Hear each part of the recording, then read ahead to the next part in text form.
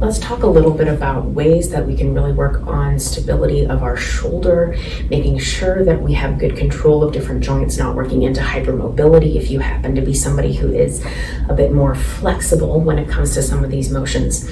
So we've got 3 ideas for you to try using some weights. For the first one, we're going to take a dumbbell, a kettlebell, whatever works for you, and we're just going to hold it up overhead. What I'm looking to do is keep that elbow soft, not locking out in hyperextension. I want to feel like my arm is really settled nicely in the joint and my shoulder blade is stable. It shouldn't feel loosey-goosey. I shouldn't feel like I'm rolling forward or anything like that. So I'm just going to hold up straight overhead.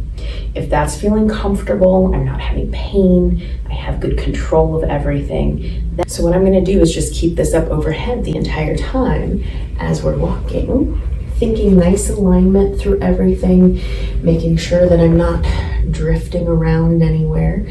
And so I can just walk with this and maintain that alignment. Another option that I have is an around the world exercise. So whether you are holding a dumbbell like this by its end, or maybe holding around both sides, I'll also show you with a kettlebell in a second. We're going to take this, keeping wrist in neutral, making sure we're not flexing or extending too far in either direction. We're just going to take this and go around our head and down and around the other direction, and then try going the other way.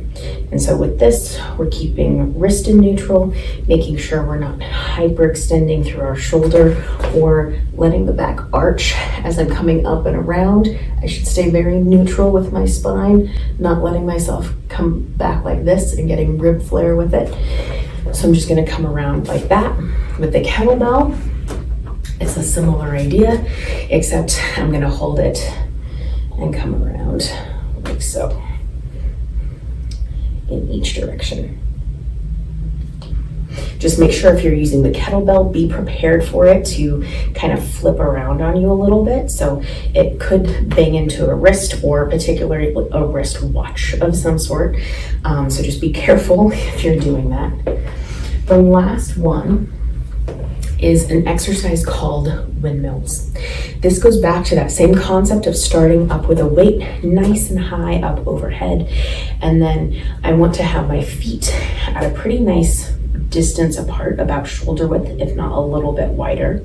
My opposite hand is going to aim on the inside of my thigh all the way down towards the floor. And I'm going to let myself reach and twist as I'm doing that. When I first start this in particular, I like to keep my head looking towards that hand where the weight is. That helps me make sure that that weight is staying in the same spot on the ceiling and not drifting around as we're doing stuff. As this gets easier, you can work on having your head focus in different areas, not just staring up at the ceiling. So here's what that's going to look like. I'm going to hold that up overhead, hand inside of the thigh, and I'm going to come down into that windmill and come back up. Now, as I do that, it's okay if I have a little bit of a shift in my hip, but I should not feel like I'm way off to the side. That is way too much. So I'm really thinking more straight down, making sure I am not hyperextending through my knees, extending through my elbow too much, and then I have good shoulder control and a neutral wrist through all of it. Part of what this is doing is also training you to sense when you're in that good position. That's why the eyes can kind of help you at first as you're getting used to that.